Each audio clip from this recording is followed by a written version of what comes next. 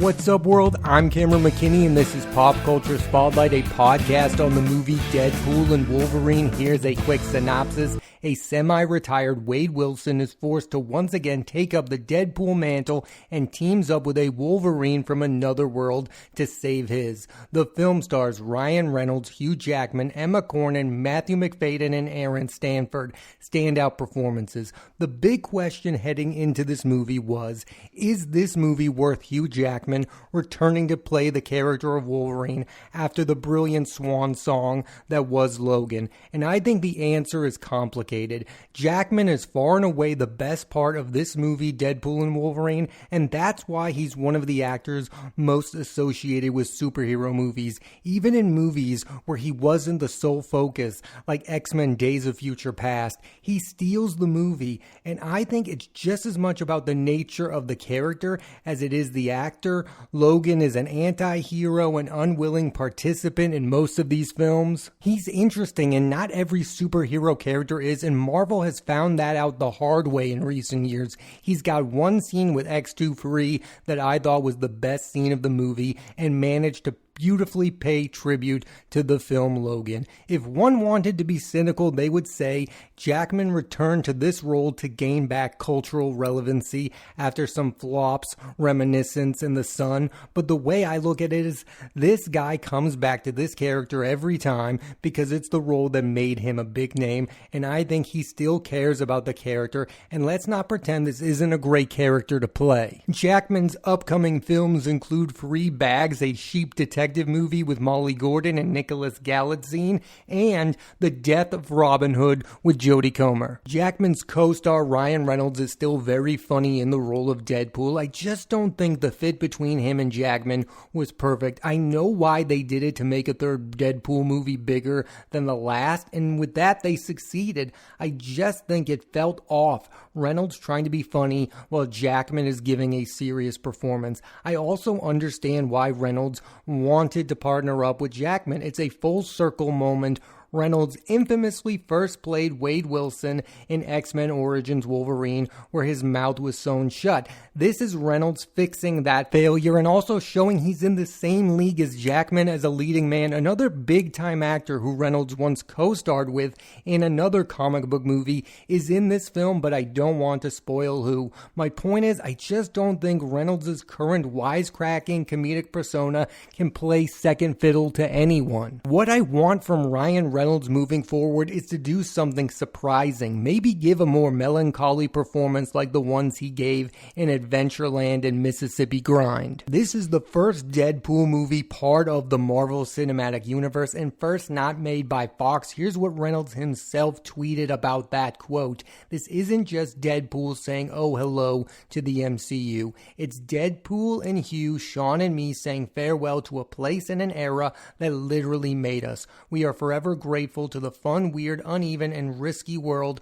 of 20th Century Fox. It was our origin story, and we wouldn't trade it for anything, and thank you for Kevin Feige and Disney for allowing us to share it," end quote. Ryan Reynolds will next star in the movies Animal Friends with Aubrey Plaza and Jason Momoa, and Mayday with Sir Kenneth Branagh and Maria Bakalova. We should talk about the big bad of Deadpool and Wolverine, Cassandra Nova, the sibling of none other than Professor X, and I'd like to start by saying Emma Corrin is really good in the role. My problem with these movies is, why can't a villain just be a villain? Why can't it be straightforward? I get the constant need to make them complicated, but have we gotten to a point where it might just be refreshing to see a villain who is just power hungry and selfish? Deadpool and Wolverine director Sean Levy originally made family-friendly comedies Big Fat Liar, Cheaper by the Dozen, The Pink Panther, and Night at the Museum. He's someone who has a history with Bo Jackman. He directed him in Real Steel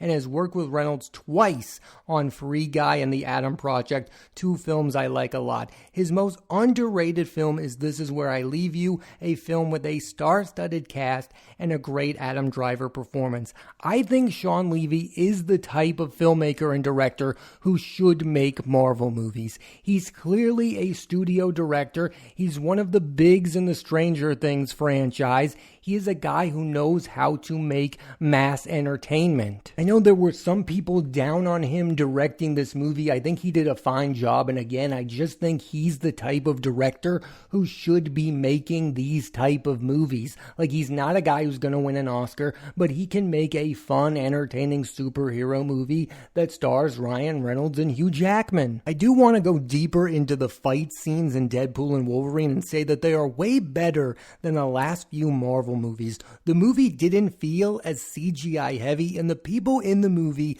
felt like they were in the same room. And I do wonder, if you watch this movie, should you feel better about the future of the Marvel Cinematic Universe? Because this really is a movie that's clearly Ryan Reynolds' vision of this character. They allowed him to make a Deadpool movie, but really they only allowed him to do it because he is Ryan Reynolds and he has this established fan base and this established franchise. Are they ever going to let somebody outside of the MCU come in and have this much control on a movie ever again? Reynolds is the star, the co-producer, and the co-writer of the movie. He has had more control on this movie than any star has ever had on a Marvel movie. I mean, Robert Downey Jr. was making all of the money, but he wasn't making the key decisions. Ryan Reynolds was the loudest voice in the room as to what direction this franchise should go in, and he's clearly the reason they brought in Hugh Jackman. He's clearly the guy who had the biggest hand in this movie. Don't get me wrong, it's a great thing that Marvel let Ryan Reynolds make a Deadpool movie for Marvel, but I just wonder, are they ever going to let a star have this much control on one of their franchises ever again? They inherited Deadpool and they knew how popular it was, so they were forced to make a Deadpool movie. I just don't know if you'll ever see a movie star have this much control on a Marvel movie ever again. I think they should. Clearly it's a direction they go, because the star of your movie should be this invested in the movie. That's been kind of their problem lately, is that they have these big stars and they want to play these roles, but how invested are they in these actual characters? Ryan Reynolds is fully invested in the character of Deadpool, and now he's more associated with that character than any character he's ever played. And it was like that for a long time with these Marvel movies. Chris Evans clearly cared about Captain America. Chris Hemsworth clearly cares about Thor. Mark Ruffalo with Hulk. Robert Downey Jr. with Iron Man. But now it just feels like movie stars are guns for hire in these movies, and they don't feel super invested in the project itself. And that wasn't the case with Ryan Reynolds when it came to Deadpool and Wolverine, and I think that's part of the movie's success, is not only could you tell that Ryan Reynolds cared about the movie, but Hugh Jackman also cared about the movie too, because these two have a history of playing these characters. Box office. To the surprise of absolutely no one, Deadpool and Wolverine was a massive hit, making over $444 million at the box office its opening weekend. There's a real chance that this can become the highest grossing rated R film ever, but that could possibly not last long given the fact that a sequel to The Joker is coming soon. This movie to me is an example of that the actors are just as important as the characters themselves. People care about Ryan Reynolds more than they care about Deadpool, and I think at this point people care more about Hugh Jackman than they do about Wolverine. Yes, they want to see him play Wolverine again and again and again, but the minute that Hugh Jackman signed on to this project, I knew it was going to be a massive hit. I know the old adage was anyone can play these superheroes and the movies are going to make a lot of money. I think we're finding out that's not the case. Yes, some people will see these movies no matter who the star is, but if you want to get the average movie viewer to be invested in the Marvel Cinematic Universe, you have to have big stars like Ryan Reynolds and Hugh Jackman selling your movies. So after you watch this movie, you'll realize there are a lot of famous people in this movie that weren't initially announced to be a part of it, and I know a lot of people have strong feelings about these cameos that are somewhat bigger than cameos, but this is something that Ryan Reynolds has kind of been notorious for doing in his last few movies. I mean, Hugh Jackman had a role in Free Guy, so did Channing Tatum. I mean, he loves his celebrity friends to show up in his movie for about 5 seconds. Now, these cameos in this movie are more than that, but I can understand why people find it annoying. Because in a lot of cases, you can go, what did this appearance by that major star actually do for the movie? Is it just a talking point? Is it just to get people interested in the movie itself? Who is benefiting from this appearance of this big name actor who only appears in the movie for 5 seconds? Now again, that's not the case with Deadpool and Wolverine, although I would argue how big of a roles these people are actually given these celebrity cameos. Here's my problem with it. There are some actors who are really good at popping up in a movie for like 5 seconds or less, and one of them is Matt Damon. Matt Damon has had a great career playing smaller roles in movies. He can show up in a movie and not take it over and not distract you from the fact that Matt Damon is on screen. I think the actors that Ryan Reynolds has chosen to do cameos in his movies are kind of distracting and take away from the movies themselves. You just go, oh, who was that? And then you move on. It does nothing to add to the movie. And Reynolds himself has made cameos in movies that have my head scratching. Like he showed up in Brad Pitt's Bullet Train in a scene. And I was like, what is the point of this cameo? I get that that is Ryan Reynolds, but it's not as cool as he thinks it is that he's in this movie. I'm mixed on the big names that are in this movie, and I'm mixed on his cameos in general. I just don't think they really work, and I don't think that many people care about them. My belief is if you want as many A-listers in your movie as possible, give them all substantial roles or don't have them in your movies at all. A lot of the times you watch these Marvel movies, you end it, and then you go, I wonder where this is all headed, because we all know that Marvel has a grand plan. Well, this weekend it was announced what their grand plan is. The Russo brothers are coming back to direct the next 2 Avenger movies, and even bigger than that, Robert Downey Jr. will star in them, not as Tony Stark, but as the villainous Doctor Doom. I know everyone and everybody has strong opinions on this. My feeling is I'm intrigued to see Robert Downey Jr. come back to the Marvel movies. Listen, the guy won his Oscar. He proved he's still one of the best actors in the world with Oppenheimer. Now he wants to be in the spotlight once again. We know Marvel is going to pay him a boatload of money, and I think what's even more important than that is the cultural relevancy. I think this guy likes being treated like a major movie star, and I think Marvel has really missed having his presence in these movies. He knows how to act in them. He knows how to sell the Marvel films the way that Ryan Reynolds knows how to sell a Deadpool movie. I don't know if Robert Downey Jr. is going to be a wisecracking Doctor Doom like he was a wisecracking Tony Stark, but I'm interested to see what kind of performance he's going to give as one of Marvel's most famous villains. It's a big swing, and one of my theories as to why Marvel is taking this big of a swing with it is because they know that they're down to the last few characters in the Marvel universe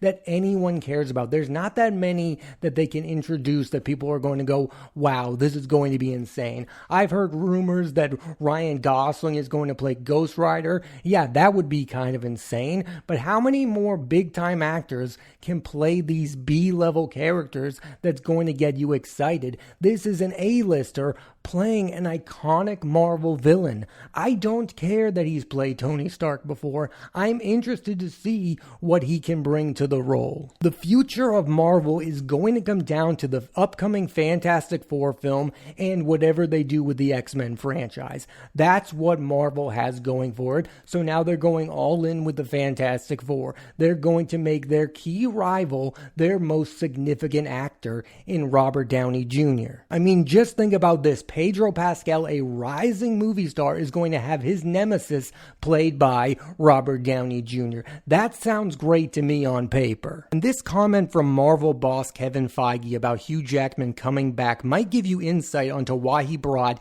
Downey Jr. back to play Doctor Doom. Here's what the Marvel mogul told Discussing Film about the idea of bringing back marquee actors. Quote, "How do you do it in a way that maintains what has come before and in a great way? And we've been spending, the last 2+ years figuring that out for Wolverine. So what's to come? We'll see. We're just proud that I think, have figured it out for Wolverine. I think Hugh's appearance and starring role in Deadpool and Wolverine is a great sign that it can be done, if great care is taken." End quote. My take on all this is nothing in these movies are sacred, and you especially find that out watching Deadpool and Wolverine. All of your favorite actors are probably going to come back to play these iconic characters once again. And what does Marvel have to lose bringing back Robert Downey Jr.? They know that you're going to see him play this character no matter what happens. The Marvel shows have not worked out. They were not super popular, they were not super successful, and they didn't add to the movies. You could even argue they diminished from some of them. And due to unforeseen circumstances, they had to change course on who the major villain of their franchise was going to be moving forward. So yes, when it came down to desperate time, they took a desperate measure and brought back in Robert Downey Jr. I think it's going to be interesting, to say the least. I'm not saying it's going to be great. I don't know how great he's going to be as Doctor Doom, but I do believe that Robert Downey Jr. is one of the best actors on the planet, and I don't think that he would join this character and play him and do a bad job with it. I personally want Marvel to have mega movie stars once again, and Robert Downey Jr. is a mega movie star. Ryan Reynolds is a mega movie star. Hugh Jackman is a mega movie star. If they start to get these kind of actors showing up in these movies again, which they are, I'm going to see them. And I know you are going to see it too. You're going to see Robert Downey Jr. play Doctor Doom. Why do we have to act like for the next 2 years that's a bad thing? It isn't. The last two actors to play Doctor Doom was Julian McMahon and Toby Kebbell. This is a huge step up. This is a Marvel villain that everyone cares about. This is a Marvel villain that everyone thinks is on the same level as Joker or Lex Luthor. Like, this is their last chance to have a great villain, and they picked a great actor to play him. So what if he has a history of playing one of their great heroes? It's a risk I definitely think is worth taking at this point when it comes to the Marvel movies. I wasn't going to be interested if they picked some random guy to play Doctor Doom. They picked Robert Downey Jr. Overall, I think Deadpool is a franchise where the first movie is king. I think it's the funniest of the movies and has the best villain in Francis. I have the exact same reaction to Deadpool and Wolverine that I did to Deadpool 2, and that both films are good, but I wouldn't be upset if this was the last Deadpool movie. Like, I just don't think I need to see Ryan Reynolds play this character again. And I have the opposite feeling about Hugh Jackman. I could see him play Wolverine 10 more times in 10 more movies and sign me up for that immediately. Like, that guy playing that character makes sense. I just think that the Ryan Reynolds Deadpool thing has become a little tiring. Like, he ironically puts these songs in these movies that we all know he doesn't really like, but he thinks it's super funny that these songs are in them. They've just kind of become predictable. I still want Ryan Reynolds to be in comedies. Like, I think he is super funny. I'm just kind of done with him in this character. I think he's brought it to a clear conclusion with this movie. He was able to make the movie with Hugh Jackman. Again, they starred in X-Men Origins Wolverine. That was a big failure. Ryan Reynolds has recovered enough from the damage that was Green Lantern and the damage that was X-Men Origins Wolverine. He's recovered from that. Now I think it's time for him to move on from these superhero movies and make something surprising. You can also make something funny that's surprising. I'm just done with him breaking the fourth wall basketball and dancing to Pop Boy songs. Like, I'm just kind of over it, and I don't think I'm the only one who's over it. I know there have been people down on Ryan Reynolds for years now, and I'm not one of those people. I think he is one of the funniest actors, and I think he is, without a doubt, one of our biggest movie stars right now. He is super popular. I just want to see him use that popularity to do other things outside of Deadpool. After saying all that, this movie, like I said earlier, could become the highest grossing rated R movie of all time, and if that's the case, it's probably going to get a sequel, and he's probably going to show up in like 4 other Avengers movies